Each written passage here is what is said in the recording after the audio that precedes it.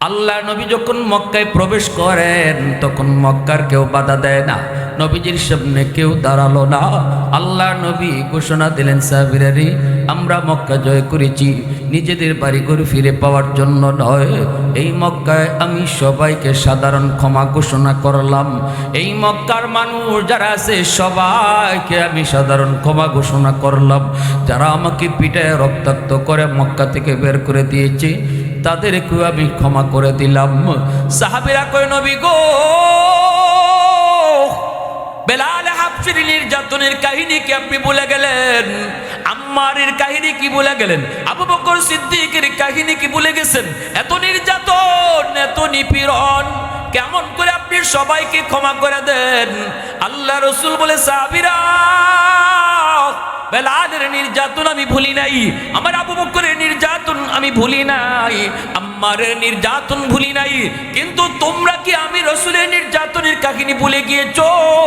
আমাকে তো এই মক্কায় 2 বছর কারাগারে বন্দী করা হয়েছে, আমার পরিবার সহ কারাগারে বন্দী করে রাখা হয়েছে, বাহিরের পানি খানা সব বন্ধ করে দেওয়া হয়েছে, গাছের পাতা খায় খায় আমার পরিবার রক্ষা করা হয়েছে। আমার নির্যাতনের কাহিনী কি তোমরা ভুলে গিয়েছো?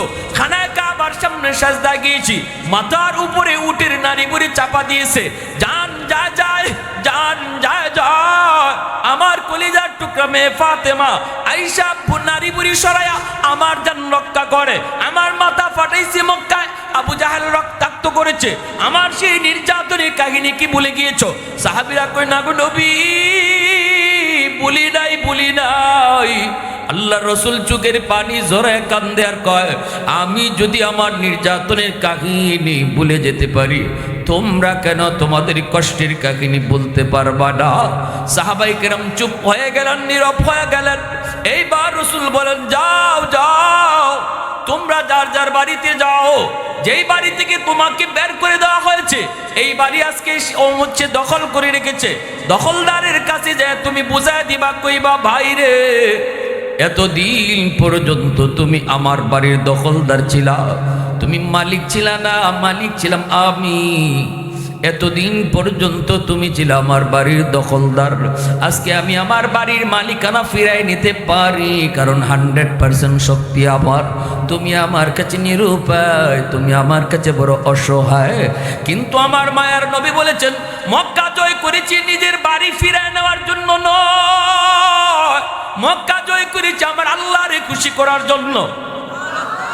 এতদিন পর্যন্ত আমার বাড়ির দখলদার ছিলা তুমি, আজ আমি আমার বাড়ির মালিকানা তোমারে বুঝায় দিলাম। মুসলমান আওয়াজে কোনা সুবহানাল্লাহ।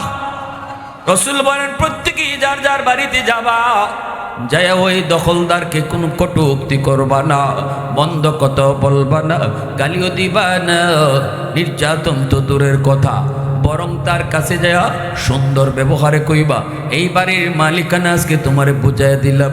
আল্লাহ নবীর কৌশলের কারণে ওই দখলদার যারা ছিল তারা এই মালিকানা পাওয়ার পর চোখ থেকে দরদরায়া পানি ঝরায়া কান্দে আর কয়, মুহাম্মদের আদর্শ যদি এত সুন্দর হয়, আমরা কারে নির্যাতন করে মক্কা থেকে বের করেছি গো, কার গায়ে আঘাত করেছি, আমরা দেরি করতে চাই না, এই মুহূর্তে আমাদেরকে কালেমা পড়ে মুসলমান বানায় দাও। আরো জোরে কও না সুবহানাল্লাহ। উলফত মে তেরি ওয়াইসি নে দন্দন কো তোরা, বু বকর উমর নকশ কদম তেরা ন ছোরা, उल्फत में तेरी वैसी ने दंदन को तोरा, वो बकर उमर नक्श कदम तेरा न छोरा, अशाक नबी वाक़े असरार मदीना, सुल्तान का सुल्तान है सुल्तान मदीना, सरकार का सरकार है सरकार मदीना, गुलजार का गुलजार है गुलजार मदीना, अल्लाह ने मक्का ही में ये काबा बनाया, इस काबा का काबा तेरे मरकद को बनाया, अल्लाह ने मक्का ही में ये काबा बनाया, इस काबा का काबा तेरी मरकद को बनाया, ऐसा लम्हा जी चले जा राह मदीना, सुल्तान का सुल्तान है सुल्तान मदीना, सरकार का सरकार है सरकार मदीना, गुलजार का गुलजार है गुलजार मदीना। मुसलमाনের आवाज এখন আল্লাহু আকবার। লা ইলাহা ইল্লাল্লাহ।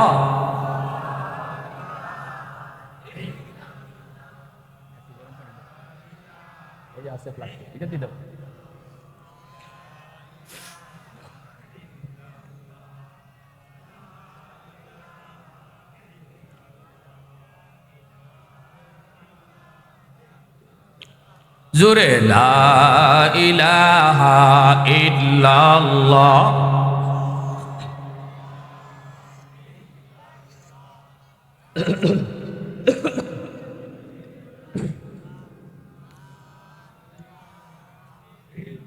লা ইলাহা ইল্লাল্লাহ মুহাম্মাদুর রাসূলুল্লাহ।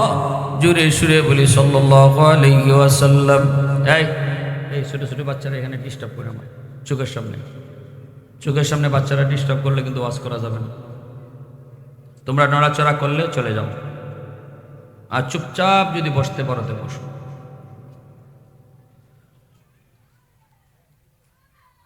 ইযা জাআ নাসরুল্লাহি ওয়াল ফাতহ وَرَأَيْتَ النَّاسَ يَدْخُلُونَ فِي دِينِ اللَّهِ أَفْوَاجًا।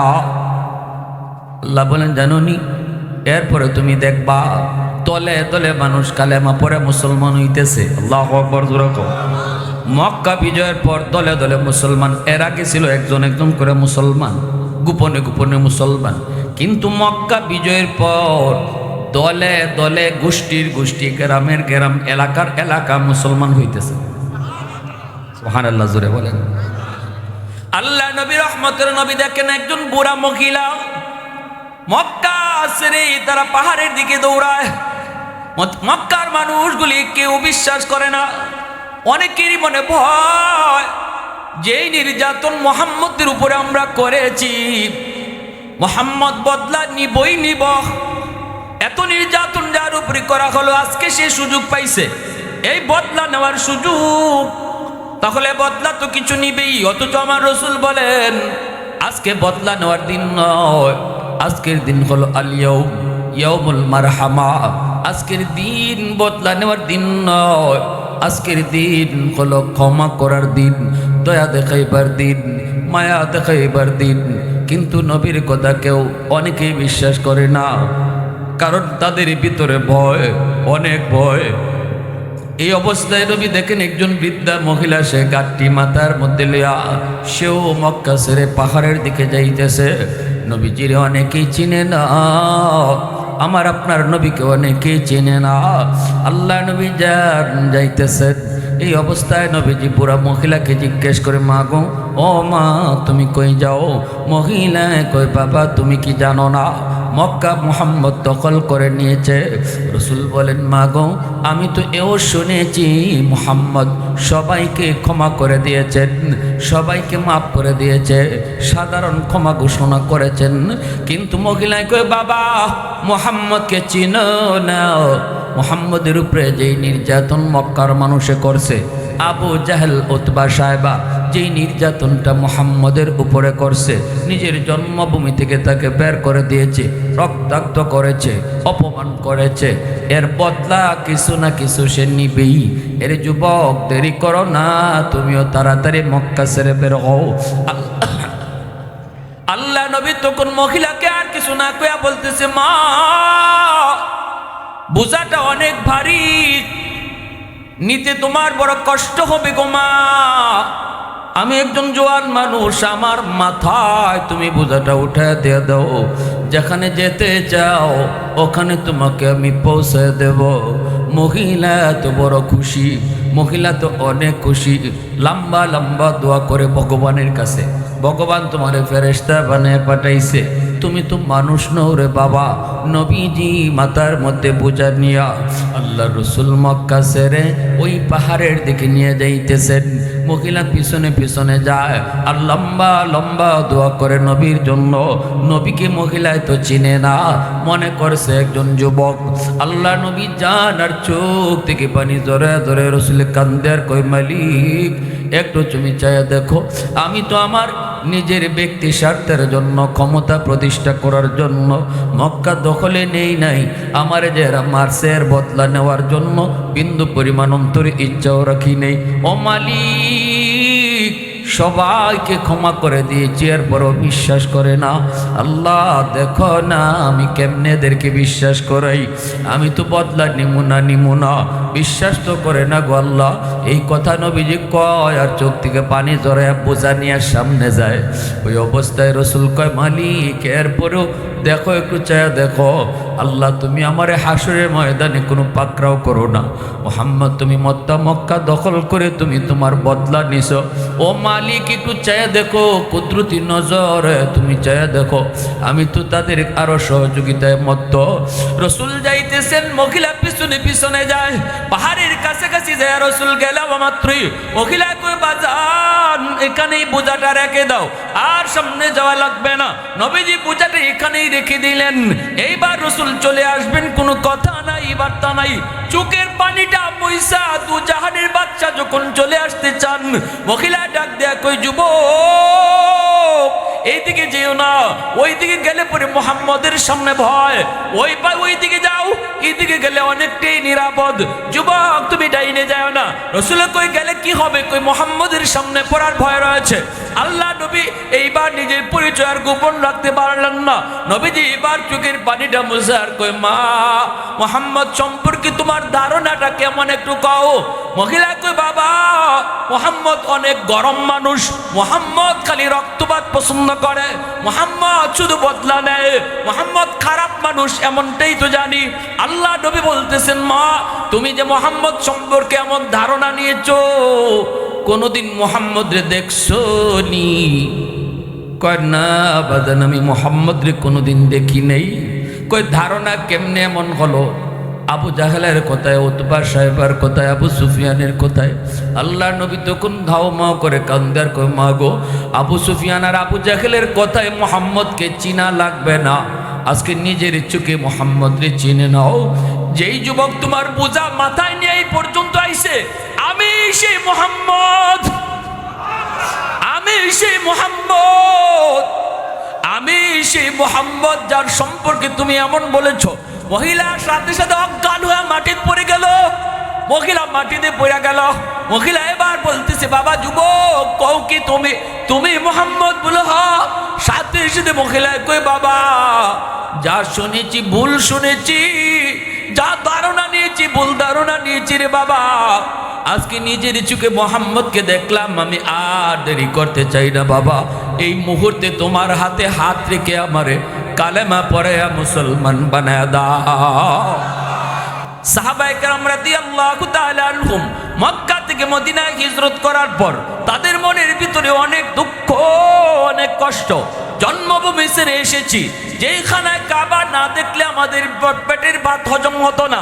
সকাল সন্ধ্যা যেই খানায় কাবা আমরা দেখতাম, খানায় কাবার সামনে যে আল্লাহর কাছে কাঁদতাম। আজ এতটা বছর হয়ে যায়, খানায় কাবা দেখি না, আল্লাহর ঘরে যাইতে পারি না। নবীজির কাছে যায় তারা কান্দেন, নবী গো একবারের জন্য মক্কায় যেতে মন চায়, আল্লাহর ঘর খানায় কাবা দেখতে বড় মন চায়। মায়ার নবী বলেন, সাহাবীরা আমি নিজের থেকে অনুমতি দিতে পারি না, আল্লাহর পক্ষ থেকে অনুমতি আসা লাগবে। আল্লাহু আকবার জোরে কও, আল্লাহর পক্ষ থেকে অনুমতি আসা লাগবে। একটু সবর করো, একটু ধৈর্য ধরো, সবর করো, ধৈর্য ধরো। সাহাবায়ে কেরামের অন্তরে খানায় কাবার মহব্বত তুষের আগুনের মতো জ্বলে, তুষের আগুনের মতো অন্তরে মহব্বত জ্বলে, কিন্তু তারা কিছুই পারেন না। নিজে নিজে সিদ্ধান্ত নিতে পারেন না। আল্লাহ নবীর কাছে তারা বারবার বলেন, নবীজি বলে তোমাদের যেমন মন চায় নিজের জন্মভূমি দেখতে, আমি নবীরও কম মন চায় না। আমি মক্কা থেকে বের হওয়ার সময় চোখের পানি ধরে রাখতে পারি নাই রে। যখনই মক্কার মানুষগুলি আমাকে আমার জন্মভূমি থেকে বের করে দিয়েছে, রহমতের নবী তো জাহানের বাদশা তিনি খানায় কাবা সেরে আসতে নবীর মন চায় না। মক্কা থেকে একটু দূরে এসি রসুল মক্কার দিকে তাকায় তাকায় চোখের পানি জড়ায় জড়ায় কান্দে আর বলতেছে, রে মক্কা তুমি আমার জন্মভূমি, আমি তোমাতেই জন্ম নিয়েছি, বাল্যকাল আমি তোমার ভিতরেই দৌড়াদৌড়ি করে তোমার মধ্যে আমি সময় কাটিয়েছি। আজকে আমার আপনজন প্রিয়জন তারা আমাকে মক্কা থেকে বের করে দিল। যদি আজকে তারা আমাকে বের করে না দিত, আমি কোনো দিন তোমাকে ছেড়ে যেতাম না। এই বইলে রবি রহমতের নবী যখন চোখের পানি দর দর করে পড়ে, তখনই আল্লাহ পাক কোরআনে আয়াত নাযিল করে কয়, বন্ধু আর কান্দো না, বন্ধু তুমি কান্দো না, অল্প দিনের জন্য মদিনায় যাও, আমি আল্লাহ ওয়াদা দিলাম তোমাকে আবার তোমার জন্মভূমিতে সসম্মানে ফিরিয়ে দেব। মুসলমানের আওয়াজে সুবহানাল্লাহ কও, আরো জোরে কোন আল্লাহু আকবার। আল্লাহ পাক কখনো ওয়াদা ভঙ্গ করেন? আল্লাহ কখনো ওয়াদা ভঙ্গ করেন না। ওয়াদা ভঙ্গ করার অভ্যাস হলো মানুষের, কিন্তু আল্লাহ কখনো ওয়াদা ভঙ্গ করেন না। ইন্নাল্লাহা লা ইউখলিফুল মিয়াদ, আল্লাহ কখনো ওয়াদা খেলাফ করেন না, ওয়াদা ভঙ্গ করেন না। মায়ার নবী দয়ার নবীকে আল্লাহ পাক কসম খেয়ে বলছেন, বন্ধু আমি কোরআনের কসম খেয়ে বলি, যেই মক্কা থেকে তোমার আপনজন তোমাকে বের করে দিয়েছে, আমি আল্লাহ ওয়াদা দিলাম বন্ধু আবারও তোমার মক্কায় ফিরে দেব, জন্মভূমিতে তোমাকে ফিরে দেব। সেই অষ্টম হিজরিতে 17 রমজান মায়ার নবী দয়ার নবী তিনি বের হলেন। 10,000 সাহাবায়ে কেরামদেরকে নিয়ে আল্লাহর পক্ষ থেকে ঘোষণা আসলো, বন্ধু এবার যাও মক্কা দখল করো। 10,000 সাহাবায়ে কেরামদেরকে নিয়ে নবী মক্কার কাছাকাছি এসেন। আসলে পরেই সন্ধ্যা হয়ে গেল। রাসূল বলেন, সাহাবীরা রে, এই মুহূর্তে যদি আমরা মক্কায় ঢুকি আর যদি মক্কায় কোনো যুদ্ধ হয়, মক্কার লিডার আবু সুফিয়ান সে যদি যুদ্ধ বাঁধায় দেয়, তাহলে তো অনেক হতাহত হবে। রাতের অন্ধকার, কে কারে মারবে ঠিক নেই, কে কার উপরে তলোয়ার চালাবে ঠিক নেই, কোনো নারীর উপরও আঘাত হয়ে যেতে পারে, কোনো শিশু বাচ্চার কোনো ক্ষতি হতে পারে। না না, রাতের বেলা মারামারি করা ঠিক না। আমরা রাত কাটাবো এই মরুভূমিতে, রাত কাটাবো আমরা এই সমতল জায়গায়, চতুর্দিকে পাহাড়, মাঝখানে একটু সমতল জায়গা। রসুল বলেন আমরা এই সমতল জায়গায় রাত কাটাবো, সকাল হলে পরে আমরা মক্কায় ঢুকবো। এই হলো ইসলামের আদর্শ। ইসলাম কখনো নারী হত্যা পছন্দ করে না, শিশুদের উপর আক্রমণ ইসলাম সেটা বরদাস্ত করে না। এটাকে অনৈতিক মনে করে, মানবাধিকার লঙ্ঘন মনে করে। ইসলাম নারীদের উপর আক্রমণ করে না, ইসলাম শিশুদের উপর আক্রমণ করে না। মানবাধিকার শিখাইলে ইসলাম শিখায়, মানবাধিকার বুঝাইলে ইসলাম বোঝায়, মানবাধিকার ইতিহাস থাকলে ইসলামের ইতিহাস, ঠিক কিনা? কিন্তু আমরা তো দেখি যারা মানবাধিকারের স্লোগান তুললে আজকে বিশ্ব চালাইতেছে, এদের কাছে মানবতার লেশ মাত্রও নাই। আজকে ফিলিস্তিনের শিশু ইসরায়েলের কাছে নিরাপদ নয়, বরং শিশুদের উপরে নির্যাতন আরো বেশি হয়েছে। আজকে মুসলিম নারী তাদের কাছে নিরাপদ নয়। নারীর উপরে হামলা, শিশুর উপরে হামলা, এই সমস্ত হামলা এদের নিত্যদিনের কারবার। ওরা আঙ্গুল তুলে স্লোগান কয়, মুখে বলে মানবাধিকার, মূলত মানবাধিকার ওরা মানে না। মুসলমানদের ক্ষেত্রে এদের কোনো মানবতা নাই। আর ইসলাম বলে না, সব সময় মানবাধিকার সবার জন্য সমান, নিজের ধর্মের মানুষের জন্য, অমুসলমানের জন্য। রসুল রাত্রি বেলায় যদি মক্কায় ঢুকতেন, সাহাবাই কেরামের যে জজবা ছিল, 10,000 সাহাবি প্রত্যেকেই চাইতেছিলেন আমরা যে মনে স্পিড নিয়ে এসেছি, এই স্পিডটা কমে যাবে, দমে যাবে যদি আমরা এখানে অবস্থান করি। ইয়া রাসূলুল্লাহ, আমরা যে জজবা আছে এখন, এই জজবা নিয়েই মক্কায় ঢুকে পড়ি, তাহলে আমাদের আগ্রহটা বেশি থাকবে। আল্লাহ রসুল বলে, থামো থামো, আমি বলেছি এখানে থামো, রাত এখানেই কাটাও, রাত এখানেই কাটাও। সাহাবায়ে কেরামের ইচ্ছা ছিল রাতেই সন্ধ্যায় মক্কায় ঢোকার, কিন্তু রসুল ঢুকতে দিলেন না। শুধু একটা চিন্তা করে, অন্ধকারে কে কার উপরে হামলা করে ঠিক নাই, কোনো নিরপরাধ মানুষের উপরও তলোয়ার চললে এটা মানবাধিকার লঙ্ঘন। জবাব দিতে হবে আল্লাহর কাছে। আমরা এই আল্লাহর জন্য দিন প্রতিষ্ঠা করতে এসেছি, নিজের আক্রোশ মেটানোর জন্য নয়। আমরা নিজের বাড়িঘর দখলে নেওয়ার জন্য আসি নাই, আমরা আল্লাহকে খুশি করার জন্য এসেছি। এজন্য হযরত আলী রাদিয়াল্লাহু তাআলা আনহু জিহাদের ময়দানে এক দুশমনরে নিচে ফালাইয়া দিয়েছেন। ফালাইয়া তিনি কল্লা কাটবেন, তলোয়ার চালাবেন, ওই মুহূর্তে নিচ থেকে কাফের হযরত আলীর মুখের মধ্যে থুতু মারল।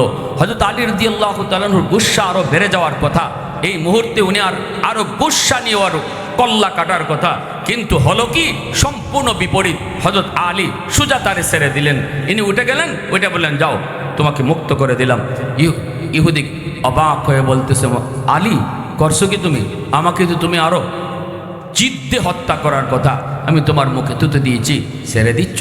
হযরত আলী বলে, শোনো, আমরা যুদ্ধ করি আল্লাহর জন্য, আমরা নিজের আক্রোশ মিটানোর জন্য কারো উপরে আঘাত করি না। কারণ মুসলমান নিজের ব্যক্তি স্বার্থে কখনো রাগ হয় না, গুসা হয় না। মুসলমান যদি কখনো গুসা হয়, রাগান্বিত হয়, সেটা দ্বীনের জন্য, ইসলামের জন্য, আল্লাহর জন্য।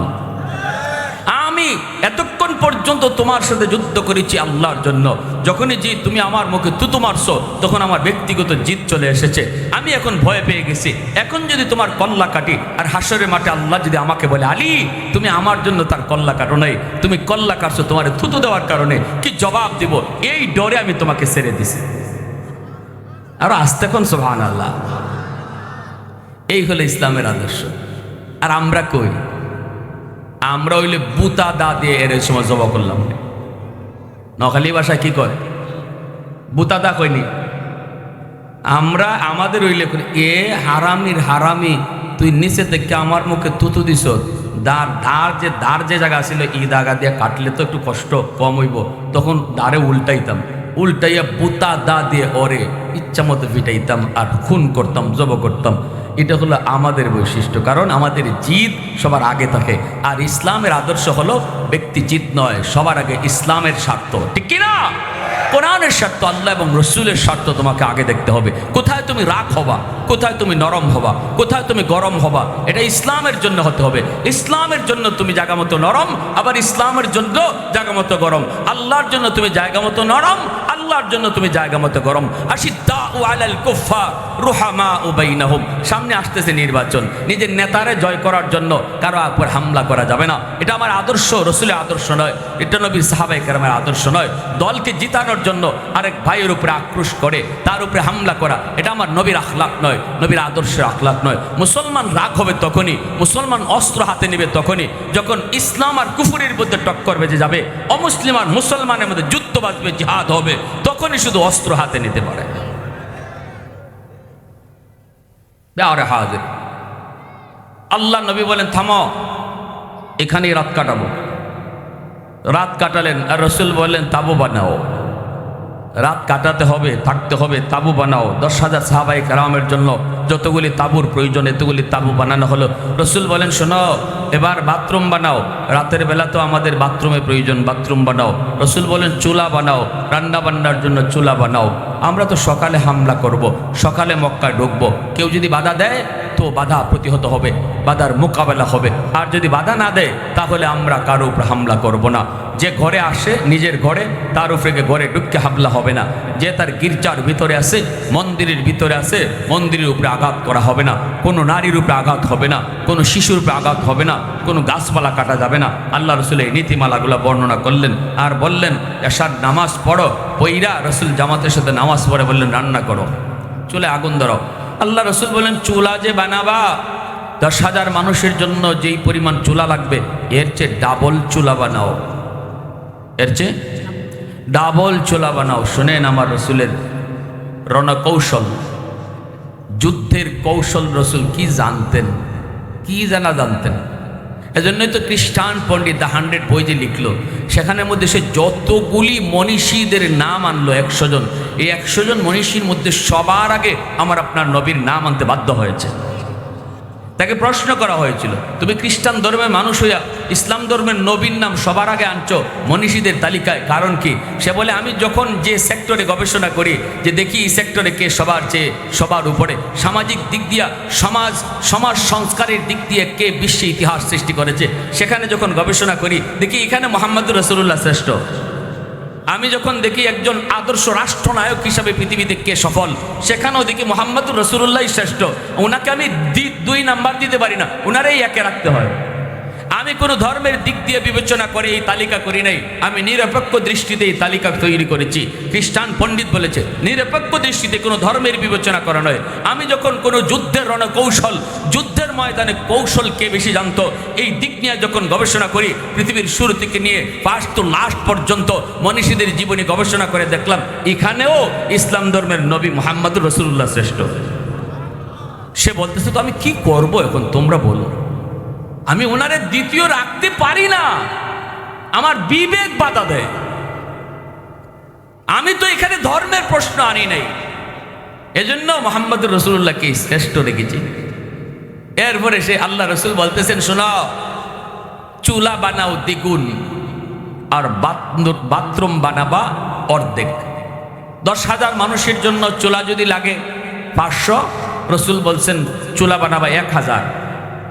আর রসুল বলেন 10,000 মানুষের জন্য বাথরুম যদি লাগে 200, তো বানাও 100। বাথরুম কম আর চুলা বেশি। সাহাবাই কেরাম এই সময় বুঝেন নাই ঘটনাটা কি, কারণটা কি। এরপরে তারা টের পাইছেন। মক্কার লিডার আবু সুফিয়ান খবর পেল মুহাম্মদুর রাসূলুল্লাহ তিনি বাহিনী নিয়ে আসছেন, মক্কা দখল করবে, সকালবেলা যুদ্ধ হবে, তারা মক্কায় ঢুকবে, তারা অমুক জায়গায় এখন অবস্থান করতেছে। আবু সুফিয়ান কাফেরদের লিডার, সে তখন একজন গুপ্তচর পাঠাইল, সিআইডি, একটু দেখে আসতো মুহাম্মদের সাথে কি পরিমাণ লোক আসছে, এটা তো আগে বুঝতে হবে। যাদের সাথে যুদ্ধ করব তাদের শক্তি কেমন, জনবল কেমন, অস্ত্রবল কেমন, এটা বুঝার পরে তো যুদ্ধের সিদ্ধান্ত। আমাদের একটা প্রস্তুতি আছে। পাঠাইছে, আসার পরে একজনকে দেখার জন্য। ও পাহাড়ের উপর থেকে যে টাইমে যে দেখতে গেছে, এই টাইমে মুসলমান মুজাহিদরা চুলায় আগুন জ্বালাইছে রান্না বান্না করার জন্য। তো চুলা লাগতো 500, বানানো হয়েছে 1000। 1000 চুলায় যখন একসাথে আগুন জ্বলে, পাহাড়ের উপর থেকে এই সিআইটি গুপ্তচরে কয়, ভগবান রাম রাম রাম। সারা ময়দান জুড়ে খালি আগুন আর আগুন। এখন সে কয়, এত চুলা যদি জ্বলে ময়দানে, তো মানুষ কি পরিমাণ আইছে এটা তো গণ্য পরে, আগে তো চুলা গোনা দরকার। প্রতি চুলা কি একজনের জন্য? একজনের জন্য তো আর এক চুলা বানায় না। চুলা তো একজনের জন্য না, 10 জনের জন্য বা 20 জনের খানা পাকের জন্য হয়তো একটা চুলা জ্বালাবে। কিন্তু যে পরিমাণ চুলা দেখতেছি, মানুষ গণ্য কখন, এর ভিতরে কাপ শুরু হয়ে গেছে ভয়ে। এই গুপ্তচর দিছে দৌড়, কের গোনাগুনি যাইয়া আবু সুফিয়ানের কাছে কয়, লিডার, খবর বড় সাংঘাতিক খারাপ, বড় জটিল। কনে কি হয়েছে?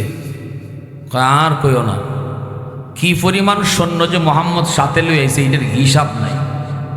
কয় মানে একটু বুঝায় ক না, সকালে যুদ্ধ করতাম, তোরা এমন করলে হইব? ক না কি পরিমাণ সৈন্য হয়েছে, কার কি পরিমাণ গণ্য পরে, আগে কও চুলা গণতাম। কি পরিমাণ চুলা যে মোহাম্মদুর সাথে যারা আইছে এরা জ্বালাইছে, এটারই আমি গণ্যা কোনো কুল কিনারা পাই নাই। চুলা গইনা আমি কুল কিনারা পাই নাই উস্তাদ। অতএব স্বর্ণ গণ্য পরে, আমি চুলা গইনি কুল কিনারা পাই নাই। হয়তো একটু আন্দাজ করে কনা, কয় চুলার আন্দাজে মনে হয় সাথে না হইল 50-60 হাজার আসছে। নবীজির সাথে 50-60 হাজার না 10,000? জোরে কন। ওই বুঝেন আল্লাহ রসুল কেন কইছে চুলা বেশি বানাও, বুঝছেন? এখন আবু সুফিয়ান কয় 50-60 হাজার মানুষ যদি সাথে নিয়ে আসা থেকে মোহাম্মদ, যুদ্ধ করবো কেমনে? এর ভিতরে পালপিটিশন গরম হয়ে গেছে। আবু সুফিয়ান রাতে ঘুম নাই, নেতা মানুষ তো, যুদ্ধ কইরা পরাজিত হইমু না অপমানিত হইমু, টেনশনে পড়ে গেল। শেষ রাতে আরেকটারে পাঠাইছে, কয় তুই একটু যাই দেখে আসতো। সন্ধ্যা রাত্রে যে রিপোর্ট দিল, ওর রিপোর্ট সত্য না মিথ্যা। শেষ রাতে গুপ্তচর আরেকটারে পাঠাইছে। যে টাইমে আসছে এই টাইমে মুজাহিদরা ঘুম থেকে উঠটা সকলেই যাদের বাথরুমে ধরছে, বাথরুমের সামনে গিয়ে লাইন ধরছে। বাথরুম যে পরিমাণ হওয়া দরকার এই পরিমাণ না আরও কম, তাইলে কম যদি হয় বাথরুমের সামনে লাইন হইব কি হইব না? বাথরুম দরকার 200, বানানো হয়েছে 100। প্রত্যেকটা বাথরুমের সামনে বিশাল বিশাল লাইন। এই শেষ রাত্রে যে গুপ্তচর আসছে, ও যখন পাহাড়ের উপর থেকে তাকাইছে, তাকায়া দেখে এক একটা বাথরুমের সামনে বিশাল বিশাল লাইন।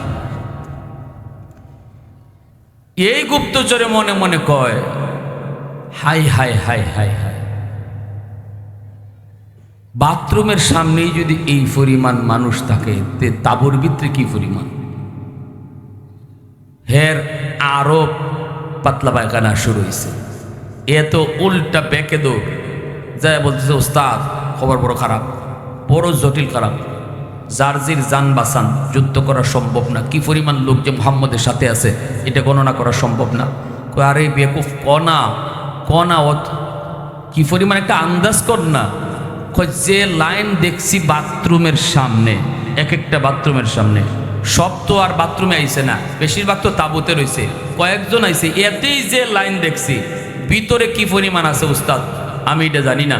অতএব আমার পক্ষে সম্ভব না, আমি গেলাম, আমি যুদ্ধেতে নাই, আমি গেলাম। আবু সুফিয়ানকে একটু ধারণা শোনায় যাস না কি পরিমাণ, ধারণা শোনাই মনে পড়ে। সন্ধ্যা রাত্রে যে কত কইছে, 50-60 হাজার, দৌড়মে 50-60 হাজার তো বাথরুমের সামনে খাড়াই দিয়েছে।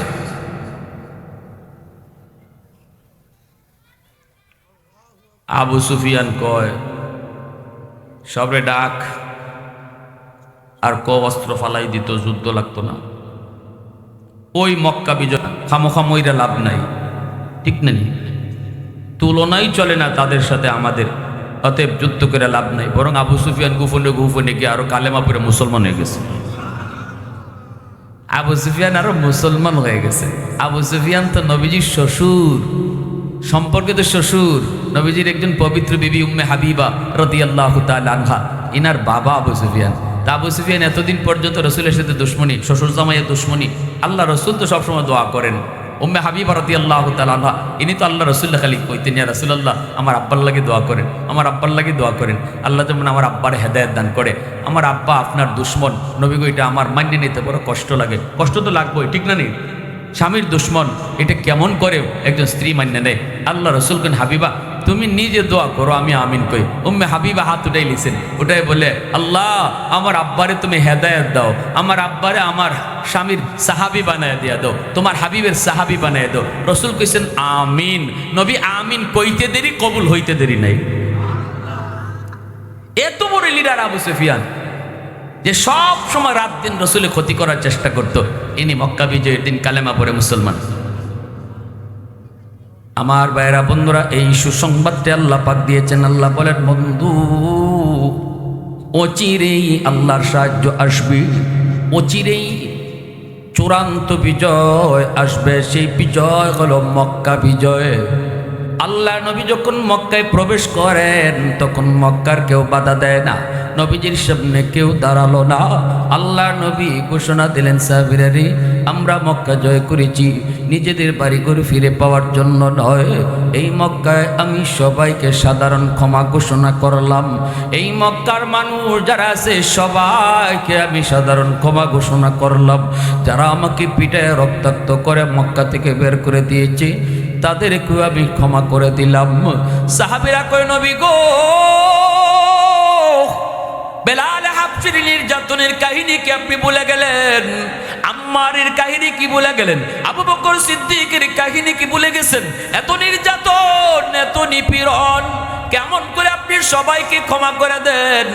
আল্লাহ রসুল বলে সাহাবীরা বেলালের নির্যাতন আমি ভুলি নাই, আমার আবু বকরের নির্যাতন আমি ভুলি নাই, আম্মারের নির্যাতন ভুলি নাই, কিন্তু তোমরা কি আমি রসুলের নির্যাতনের কাহিনী ভুলে গিয়েছো?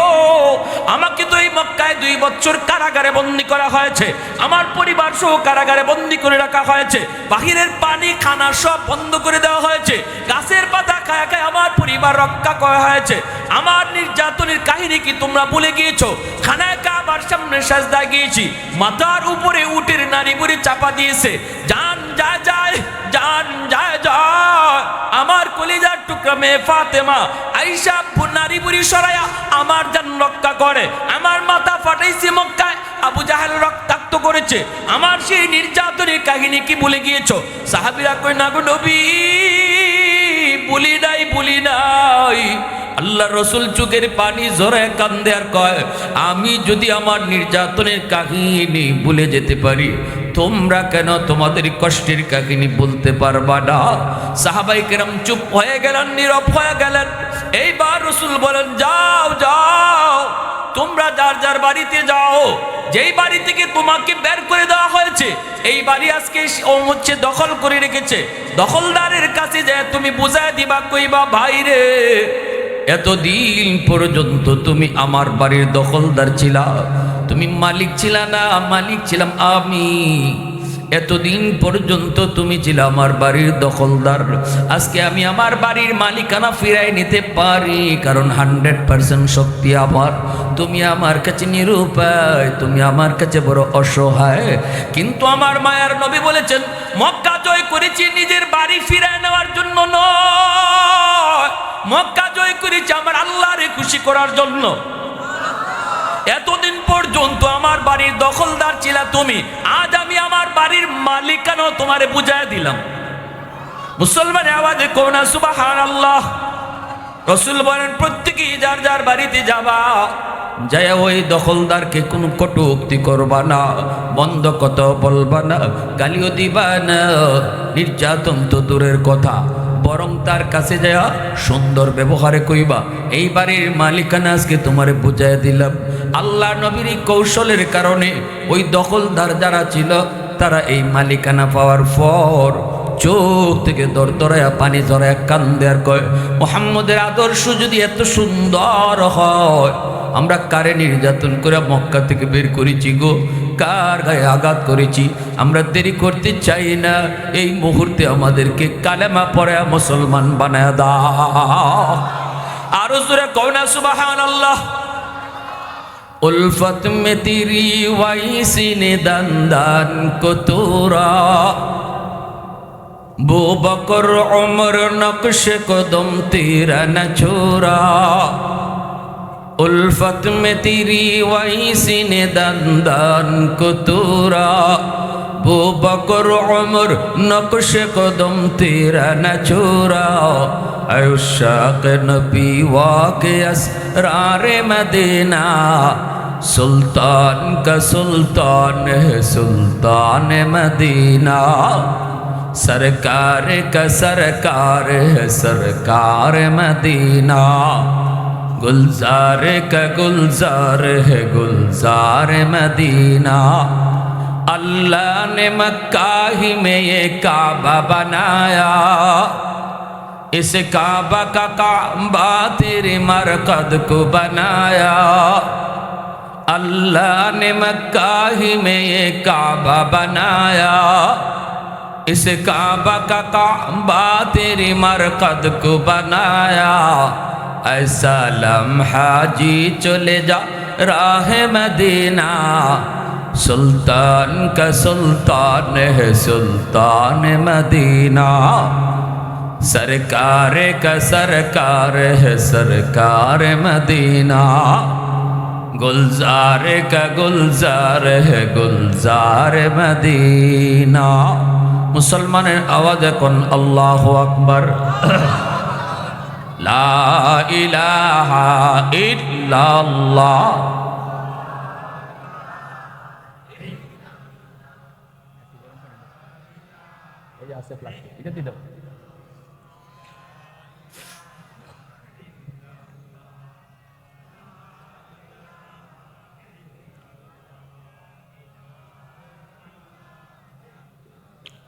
जोरे ला इलाहा इल्लल्लाह।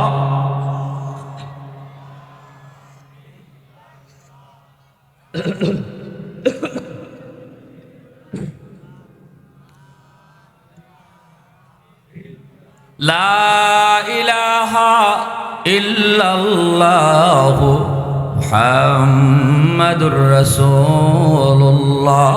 জুড়ে সুরে বলি সাল্লাল্লাহু আলাইহি ওয়াসাল্লাম। এই ছোট ছোট বাচ্চারা এখানে ডিস্টার্ব করে আমার চোখের সামনে বাচ্চারা ডিস্টার্ব করলে কিন্তু ওয়াজ করা যাবে না। তোমরা নড়াচড়া করলে চলে যাও, আর চুপচাপ যদি বসতে পারো তো বসো।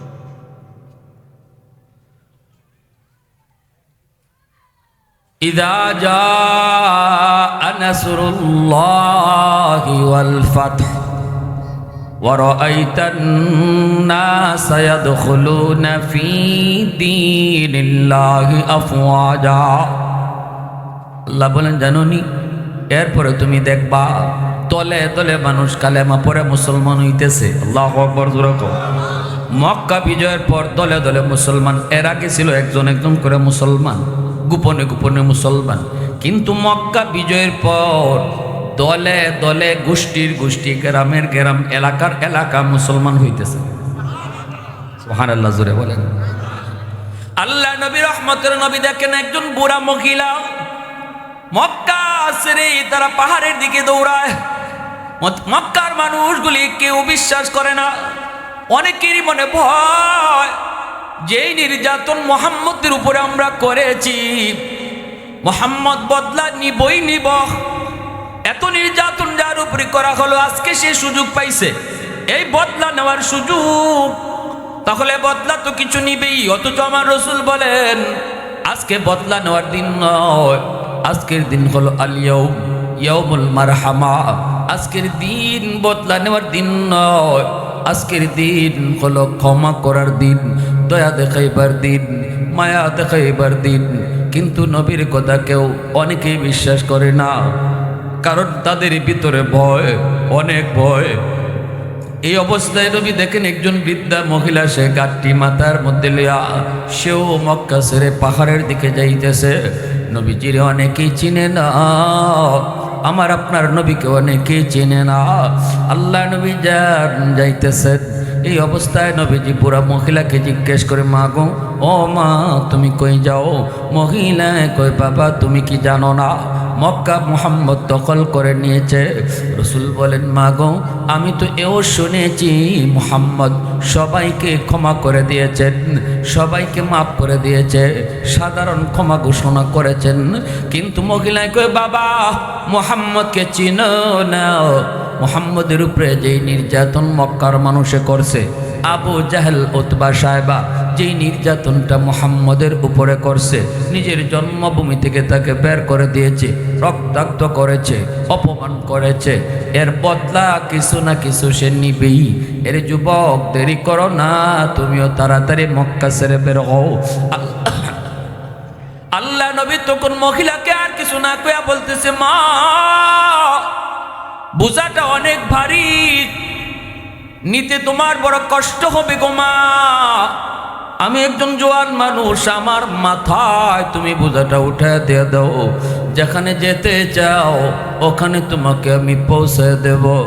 মহিলা তো বড় খুশি, মহিলা তো অনেক খুশি, লম্বা লম্বা দোয়া করে ভগবানের কাছে, ভগবান তোমারে ফেরেশতা বানিয়ে পাঠাইছে, তুমি তো মানুষ নও রে বাবা। নবীজি মাথার মধ্যে বোঝা নিয়া আল্লাহ রসুল মক্কা ছেড়ে ওই পাহাড়ের দিকে নিয়ে যাইতেছেন। মহিলা পিছনে পিছনে যায় আর লম্বা লম্বা দোয়া করে নবীর জন্য। নবীকে মহিলায় তো চিনে না, মনে করছে একজন যুবক। আল্লাহ নবী যান আর চোখ থেকে পানি জরে জরে রসুল কান্দে আর কই, মালিক একটু তুমি চাইয়া দেখো, আমি তো আমার নিজের ব্যক্তি স্বার্থের জন্য, ক্ষমতা প্রতিষ্ঠা করার জন্য মক্কা দখলে নেই নাই, আমার যে মারছে এর বদলা নেওয়ার জন্য বিন্দু পরিমাণ অন্তরে ইচ্ছাও রাখি নেই। ও মালিক সবাইকে ক্ষমা করে দিয়েছি, এরপরও বিশ্বাস করে না। আল্লাহ দেখো না আমি কেমনে এদেরকে বিশ্বাস করাই, আমি তো বদলা নিমু না, বিশ্বাস তো করে না গো আল্লাহ। এই কথা নবীজি কয় আর চোখ থেকে পানি জড়ায় বোঝা নিয়ে সামনে যায়। ওই অবস্থায় রসুল কয়, মালিক এরপরেও দেখো, একটু চায়া দেখো, আল্লাহ তুমি আমারে হাসরের ময়দানে কোনো পাকড়াও করো না। মুহাম্মদ তুমি মক্কা দখল করে তুমি তোমার বদলা নিছো। ও মালিক একটু চায়া দেখো, কুদরতি নজর তুমি চায়া দেখো, আমি তো তাদের আরো সহযোগিতায় মত্ত। রসুল যাইতেছেন, মহিলা পিছনে পিছনে যায়, পাহাড়ের কাছাকাছি যায়। রসুল গেলাম মাত্রই মহিলা কই, বাজান এখানেই বোঝাটা রেখে দাও, আর সামনে যাওয়া লাগবে না। নবীজি বোঝাটা এখানেই রেখে দিলেন। এইবার রসুল চলে আসবেন, কোনো কথা নাই, বার্তা নাই, চোখের পানিটা পয়সা দু জাহানের বাচ্চা যখন চলে আসতে চান, মহিলা ডাক দেয়া কই, যুবক এইদিকে যেও না, ওইদিকে গেলে পরে মুহাম্মদের সামনে ভয়, ওইদিকে যাও, এইদিকে গেলে অনেকটাই নিরাপদ। যুবক তুমি ডাইনে যাও না। রসুল কই, গেলে কি হবে? কই মুহাম্মদের সামনে পড়ার ভয় রয়েছে। আল্লাহ নবী এইবার নিজের পরিচয় আর গোপন রাখতে পারলেন না। নবীজি এবার চোখের পানিটা মুছে আর কই, মা মুহাম্মদ সম্পর্কে তোমার ধারণাটা কেমন একটু কও। মহিলা কই, বাবা মুহাম্মদ অনেক গরম মানুষ, মুহাম্মদ খালি রক্তপাত পছন্দ করে, মুহাম্মদ শুধু বদলা নেয়, মুহাম্মদ খারাপ মানুষ এমনটাই তো জানি। আল্লাহ নবী বলতেছেন, মা তুমি যে মুহাম্মদ সম্পর্কে এমন ধারণা নিয়েছো, কোনদিন মুহাম্মদ রে দেখছো নি? কয় না বাজান, আমি মুহাম্মদ রে কোনোদিন দেখি নেই। কয় ধারণা কেমনে এমন হলো? আবু জাহেলের কথায়, উতবা সাহেবের কথায়, আবু সুফিয়ানের কথায় আল্লাহ নবী তখন ঘাও মাও করে কান্দার কয়, মা গো আবু সুফিয়ান আর আবু জাহেলের কথায় মুহাম্মদকে চিনা লাগবে না, আজকে নিজের চোখে মুহাম্মদ রে চিনে নাও। যেই যুবক তোমার বোঝা মাথায় নিয়ে এই পর্যন্ত আইছে, আমি সেই মুহাম্মদ, আমি সেই মুহাম্মদ, আমি সেই মুহাম্মদ যার সম্পর্কে তুমি এমন বলেছ। মহিলা সাথে সাথে অজ্ঞান হয়ে মাটিতে পড়ে গেল, মহিলা মাটিতে পড়ে গেল। মহিলা এবার বলতেছে, বাবা যুবক কও কি তুমি, তুমি মুহাম্মদ বলে? হ। সাথে সাথে মহিলা কই, বাবা যা শুনেছি ভুল শুনেছি, যা ধারণা নিয়েছি ভুল ধারণা নিয়েছি রে বাবা। আজকে নিজের চোখে মুহাম্মদকে দেখলাম, আমি আর দেরি করতে চাই না বাবা। এই মুহূর্তে তোমার হাতে হাত রেখে আমারে কালেমা পড়ে মুসলমান বানায় দাও। মুসলমানের আওয়াজে আল্লাহু আকবার, আরো জোরে আল্লাহু আকবার। तकबीर में कलमा में नमाजों में यज़ा में, तकबीर में कलमा में नमाजों में यज़ा में, है नाम इलाही से मिला नाम मोहम्मद, है नाम इलाही से मिला नाम मोहम्मद। फरमाते हैं आदम को मुझे खुंद तरी में, लकहा हुआ तो बाब मिला नाम मोहम्मद, लकहा हुआ तो बाब मिला नाम मोहम्मद। महबूब ने कहा सल्ले अला नाम मोहम्मद, आका की जिया दिल की जिला नाम मोहम्मद, आका की जिया दिल की जिला नाम मोहम्मद। আবার কও আল্লাহু আকবার।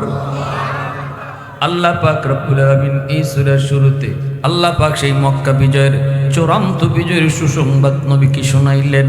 ভাইরা বন্ধুরা, এই সুসংবাদ শোনানোর ভিতরে এরপর আল্লাহ কয়, দেখো বন্ধু, তুমি দেখবা দলে দলে মানুষ কালেমা পড়ে মুসলমান হইতেছে।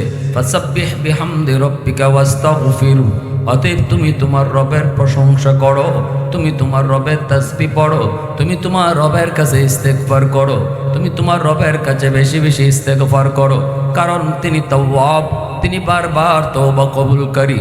তার কাছে যত বেশি তওবা করবা তিনি ততবারই তওবা কবুল করে। এই আয়াতের মাধ্যমে আল্লাহ পাক কিন্তু আরেকটা দুঃসংবাদও দিয়ে দিচ্ছে।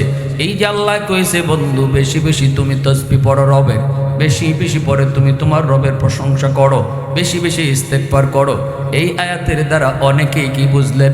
সুসংবাদ শোনার পর, সুসংবাদ মক্কা বিজয়ের সুসংবাদ দেওয়ার পর অনেকেই তো খুশি, কিন্তু হযরত ওমর ফারুক রাদিয়াল্লাহু তাআলা আনহু, রাইসুল মুফাসসিরিন আব্দুল্লাহ ইবনে আব্বাস রাদিয়াল্লাহু তাআলা আনহুকে ডাক দিয়ে বলতেছেন, আব্দুল্লাহ সবাই তো খুশি, মেসেজ পেয়েছে, সুসংবাদ পেয়েছে তারা মক্কা বিজয়ের, তুমি কোনো এই সূরার ভিতরে অন্য কোনো মেসেজ পাইছো নি?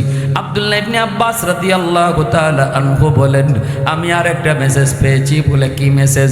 কয় মেসেজটা হলো আল্লাহ তার হাবিব রে অল্প দিনের ভিতরে নিয়ে যাবে। আল্লাহ বুঝাইতে চায় বন্ধু তোমার দায়িত্ব শেষ। আল্লাহু আকবার জোরে কও। চূড়ান্ত বিজয়, চূড়ান্ত বিজয় মক্কা বিজয়। দলে দলে মানুষ এখন মুসলমান হবে, এখন আর তোমার পিছনে তাকাইতে হবে না। ও বন্ধু, তুমি যদ্দুর দায়িত্ব নিয়ে এসেছিলে তোমার দায়িত্ব শেষ, এবার বন্ধুর কাছে চলে আসো, এবার আমার বন্ধুর কাছে চলে আসো। ও বন্ধু, জানোনি তামাম দুনিয়া আমি আল্লাহর আশিক, তামাম দুনিয়ার আমি আল্লাহ মাশুক, সবাই হলো আমার আশিক, কিন্তু আমি আল্লাহ তোমার আশিক, তুমি হলে আমার মাশুক। মাতে না বাজুরে কও না সুবহানাল্লাহ। কথাটা বুঝছেননি কোন জায়গায় গেছে? সকল নবী আল্লাহর আশিক, আল্লাহ মাশুক, কিন্তু আল্লাহ কয় আমি শুধু একমাত্র একজনের আশিক, আর সে আমার মাশুক, সে হলো আমার বন্ধু মুহাম্মদুর রাসূলুল্লাহ। আল্লাহু আকবার জোরে খাও, আরো জোরে কোন আল্লাহু আকবার। এজন্য আল্লাহ পাক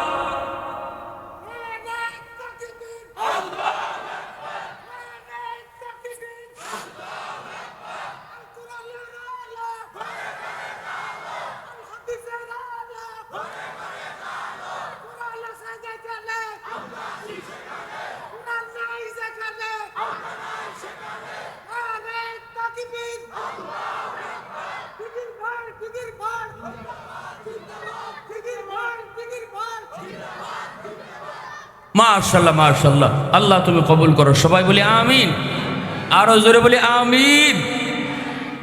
ভাইরা বন্ধুরা, এরপর আল্লাহ পাক কয় বন্ধু বেশি বেশি করে তওবা করো, কারণ আমি আল্লাহর নাম হলো তাওয়াব। এই জায়গার ভিতরে আমাদের জন্য শিক্ষণীয় আছে।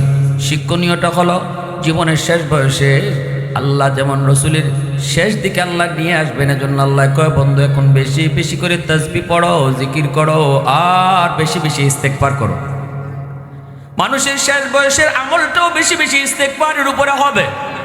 শেষ বয়সে আল্লাহ ডাকে সময় দেওয়ার যখন হয়ে যাবে, আমার জীবনের শেষ সময় যৌবনকাল পার হয়ে যাওয়ার পর আল্লাহ পাক রব্বুল আলামিন বুঝাইলেন বেশি বেশি করে মসজিদের সময় দাও, তাসবিহ তাহলিলের সময় দাও, তওবা ইস্তিগফারের সময় দাও। আল্লাহর নাম হলো তাওয়াব।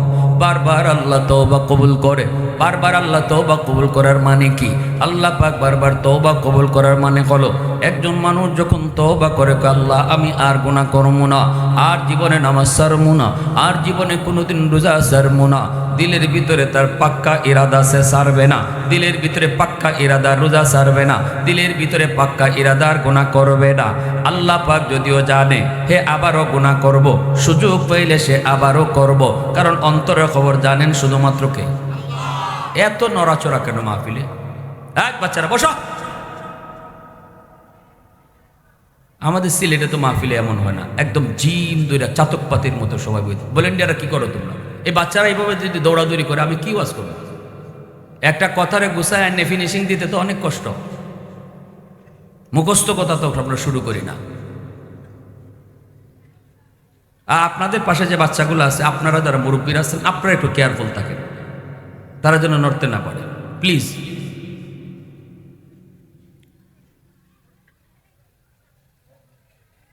কই আসলাম? কথা কোন কথাতে আসলাম?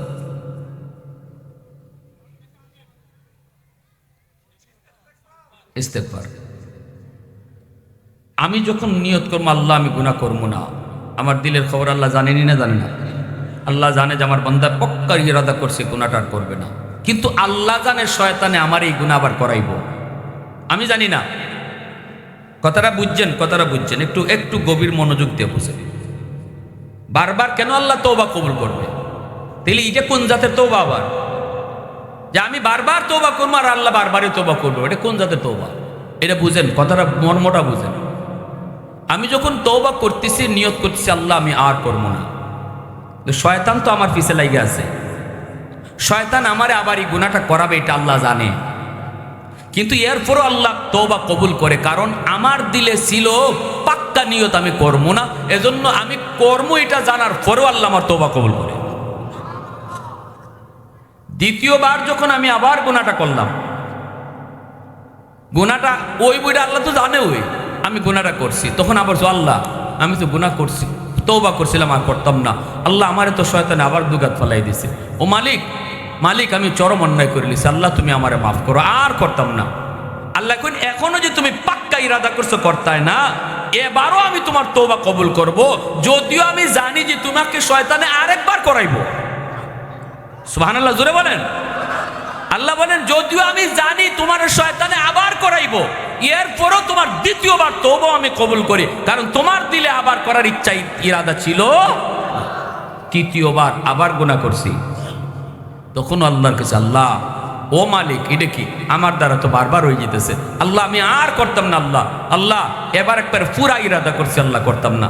আল্লাহ এখন তখনও তোর তওবা কবুল করি, যদিও আমি আল্লাহ জানি তুই আবারও করবে। এটার নাম হইল বারবার তওবা কবুলকারী। এখন আমি যদি তওবা করার সময় নিয়ত করি যে সুযোগ পাইলে আরেকবার করবো, এটার নাম তওবা না। এটার নাম কি না? এটার নাম তওবা না। আমি যদি দিলের মাঝে রাখি আল্লাহ আমার গুনাহ মাফ করে দাও, আল্লাহ আর করতাম না, কিন্তু দিলে দিলে আরেকটা ভিতরে আছে যে সুযোগ যদি পাই তে করবো। আল্লাহ কোন তোমার এই দিলের অবস্থাটা আমি জানি, যে দিল সুযোগ পাইলে করবার নিয়ত যদি থাকে এই তওবা কবুল হবে না। দিলের ভিতরে যদি সাফ সাফ নিয়ত থাকে করবো না, তাহলে এমন তওবা তুমি যতবার করবা ততবারই আমি কবুল করব। সুবহানাল্লাহ বিহামদিহি সুবহানাল্লাহ। কেন কেন কি জন্য? কারণ হলো মা সন্তান বারবার পায়খানা করবে, বারবার জানে মা এইবার শুধু পায়খানা করেছে তা না, এই বাচ্চাটা আবারও পায়খানা করবো এটা মা ভালো করে জানে। দিনে 10 বার পায়খানা করব মায় ভালো করে জানে। এরপরও কোনো মা এমন কথা বলে না তাহলে সন্ধ্যাবেলা একবারেই পায়খানা পরিষ্কার করমু, একবারেই বাচ্চাটারে ধুইমু। পৃথিবীর কোনো মা এমন করে না। যতবার বাচ্চায় পায়খানা করে দরদি মা সন্তানে পায়খানা ততবার পরিষ্কার করে। আল্লাহ পাক কয় বান্দা তোর মার চেয়ে আমি আল্লাহর কলিজায় তোর প্রতি মহব্বত 1000 গুণ বেশি। তুই গুনাহ করবি, তুইও শরীরে ময়লা লাগাবি, আমি আল্লাহ এমন করি না যে বান্দা তোর দ্বারা বারবার গুনাহ লাগবো, তোর দ্বারা তোর শরীর বারবার ময়লা হইব, অতএব তোর তওবা একবারই কবুল করমুনে, এমনটা আমি আল্লাহ করি না রে বান্দা। যতবার তুই ময়লা লাগাবি আর দিলে দিলে সাফ সাফ নিয়ত করবি, তওবা করবি, ততবার আমি আল্লাহ তোরে পরিষ্কার করব। প্রশংসা করব কার? আর একটু জোরে কও না কার? ওয়াহদাত কি হিফাজত নেহি বেকুওয়াতে বাজো, ওয়াহদাত কি হিফাজত নেহি বেকুওয়াতে বাজো, आती नहीं कुछ कमी हक ले खुदा दा, आती नहीं कुछ कमी हक ले खुदा दा। ऐ मर्द खुदा तुझको कुव्वत नहीं हासिल, जा बैठ किसी गार में अल्लाह को कर याद, जा बैठ किसी गार में अल्लाह को कर याद। मुसलमान आवाज को अल्लाह अकबर। আল্লাহ পাক শুধু তওবা করে, তওবা কবুল করে, তার গুনাহকে মাফ করে এমন নারী যুবক আল্লাহ পাক কি কয় একটু শোনো। আল্লাহ কয় ইল্লা মান তাবা ওয়া আমানা ওয়া আমিলা আমালান সালিহা ফাউলাইকা ইউবাদদিলুল্লাহু সাইয়্যাতিহিম হাসানাত ওয়া কানাল্লাহু গফুরুর রহিমা। আল্লাহ পাক কয় জানোনি তওবাকারী তওবা করার পর তার গুনাহ শুধু আমি মাফ করি তা না, বরং যেই পরিমাণ গুনাহ ছিল এই পরিমাণ গুনাহকে আমি নেকি দ্বারা বদলায় দেয়া দেই। তওবাকে আল্লাহ এত পছন্দ করে, আল্লাহর কাছে কান্নাকাটি, আল্লাহর কাছে সারেন্ডার, আল্লাহর কাছে এত মায়ার। এক আয়াতের ভিতরে আল্লাহ কয় ইন্নাল্লাহা ইউহিব্বুত তাওয়াবিন ওয়া ইউহিব্বুল মুতাতাহহিরিন। আল্লাহ পাক বলে যারা গুনাহ করার পর খাঁটি দিলে তওবা করিলা এরে আমি আল্লাহ ভালোবাসি। আর মুতাতাহহিরিন যাদের দ্বারা গুনাহ হয় না, যারা গুনাহ করেই না, তাদেরকেও আমি আল্লাহ ভালোবাসি। তবে এই দুই দল ভালোবাসার ভিতরে যাদের গুনাহ হওয়ার পর তওবা করিলা আল্লাহ তাদেরকে বেশি ভালোবাসে, এজন্যই তাদের ভালোবাসার কথা আগে আনছে। আওয়াজ দেয়া কও না সুবহানাল্লাহ। আল্লাহ পাক রব্বুল আলামিন কই বান্দা তোরে রুনাজারি, তোরে কান্নাকাটি, আমি আল্লাহর কাছে তোর সারেন্ডার, এটা আমার কাছে এত মায়ার, এত মায়ের, এত ভালো লাগে। এজন্যই মূলত আমি মানুষ বানাইছি, শুধু ইবাদতের জন্য মানুষ বানানো লাগে না।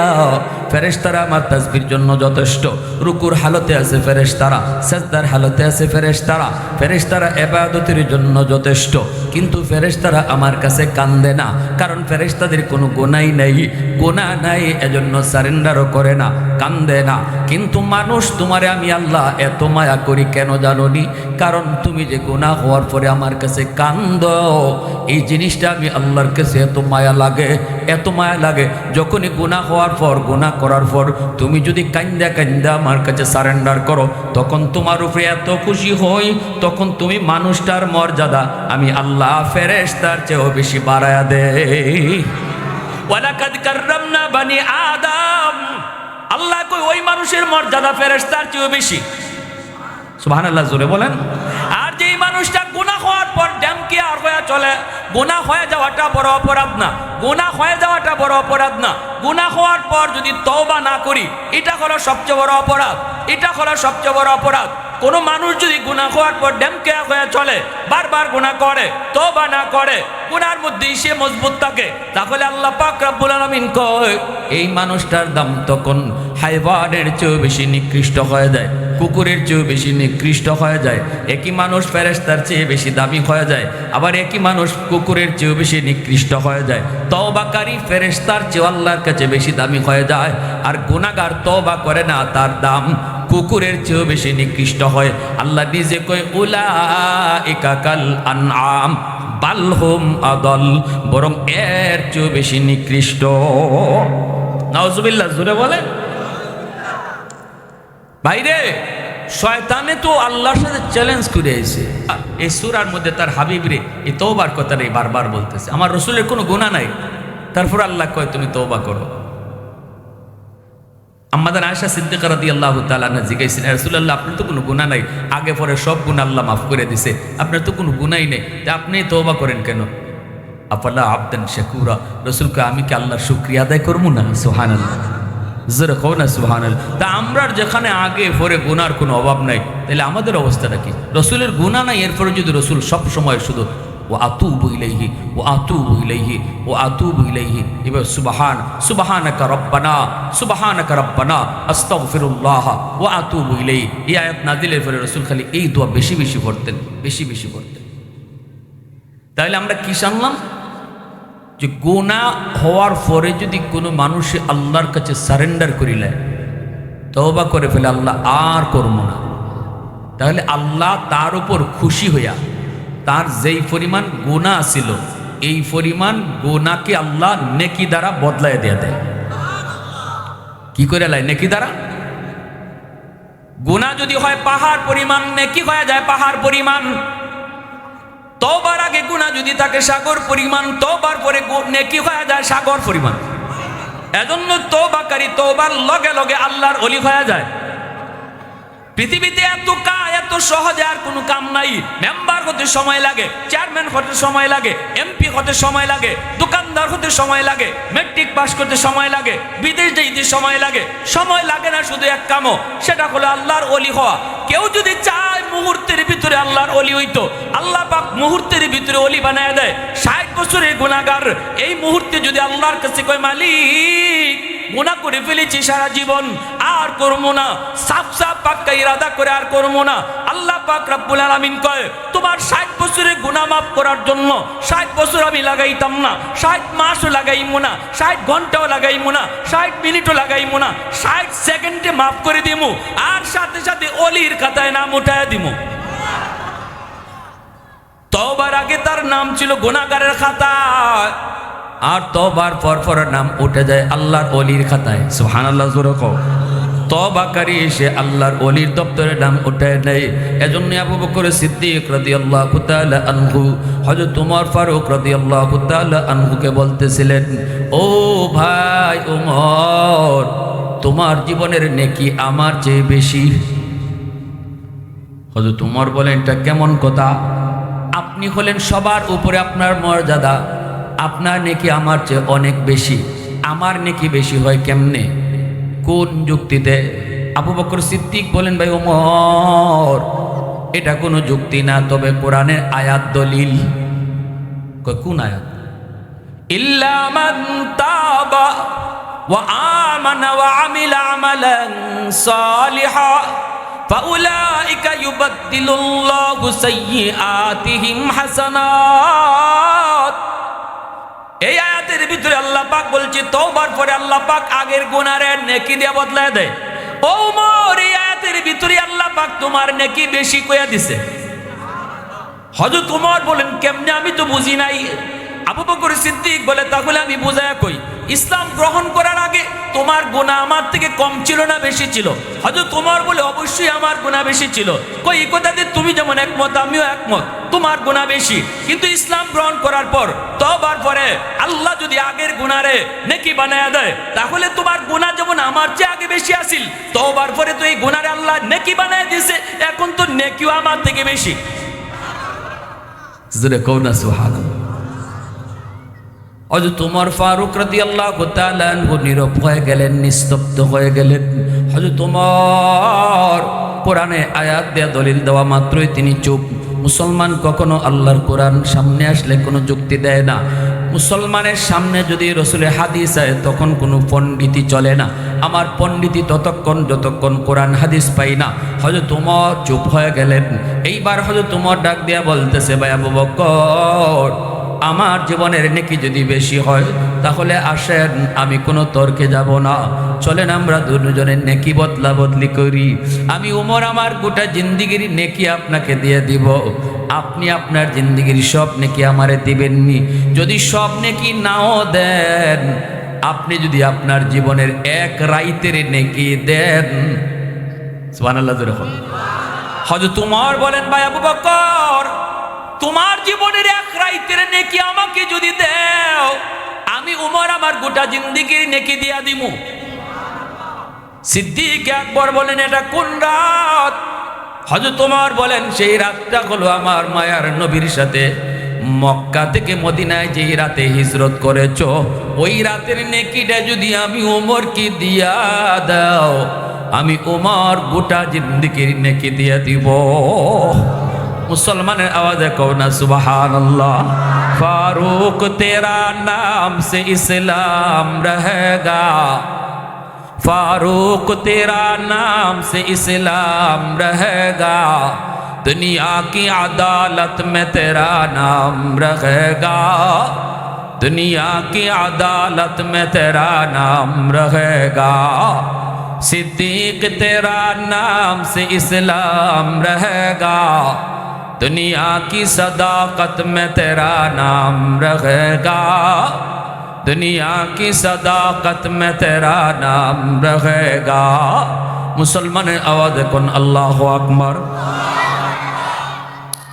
এইবার হযরত আবু বকর সিদ্দিক রাদিয়াল্লাহু তাআলা আনহু বলেন, ও ভাই ওমর, ওই হিজরতের রাতে আমার কি পরিমাণ নেকি হয়েছে আমি আবু বকর নিজেও জানি না। চলো আমরা নবীজির কাছে যাই একটু জানি ওই রাতে কি পরিমাণ নেকি হয়েছে। দুজন চললেন নবীর কাছে। আল্লাহ নবীকে জিজ্ঞেস করলেন। রসুল বলেন, আবু বকর জাননি, ওই এক রাইতের নেকি যদি এক পাল্লায় রাখা হয় আর গোটা উম্মতের নেকি যদি এক পাল্লায় রাখা হয়, তোমার ওই এক রাইতের নেকির পাল্লা ভারী হয়ে যাবে। মুসলমানের আওয়াজে সুবহানাল্লাহ। সিদ্দিকে আকবর ইবনে কুহাফা রাসূল রবি কল ছায়া ছবি, দিনের তোরে কে আর মন, দিনের তোরে কে আর মন, উজার করে দিল যা কিছু ছবি, উজার করে দিল যা কিছু ছবি। সিদ্দিকে আকবর ইবনে কুহাফা রাসূল রবি কল ছায়া ছবি, দিনের তোরে কে আর মন, দিনের তোরে কে আর মন, উজার করে দিল যা কিছু ছবি, উজার করে দিল যা কিছু ছবি। আল্লাহু আকবার। তাহলে এই আয়াতের শেষের দিকে আল্লাহ বলেন, বন্ধু তোমার সময় শেষ, অতএব বেশি করে আমি আল্লাহর প্রশংসা করো, আমি আল্লাহর তাসবিহ পড়ো, ইস্তিগফার করো, ইন্নাহু কানা তাওয়াবা, কারণ আমি আল্লাহ বারবার তওবা কবুলকারী। আমরা এখানে যারা বসলাম আসলাম তওবার নিয়তে যদি এখন বৈশা থাকি, তাহলে বসার আগের নাম ছিল গুনাহগারের খাতায়, আর খাটি দিলে তওবার নিয়তে যদি বসি, নাম সাথে সাথে আল্লাহ উঠাইয়ে দেবে ওলির খাতায়। কারা কারা তওবার নিয়তে বসে হাত উঠে আল্লাহকে দেখাও।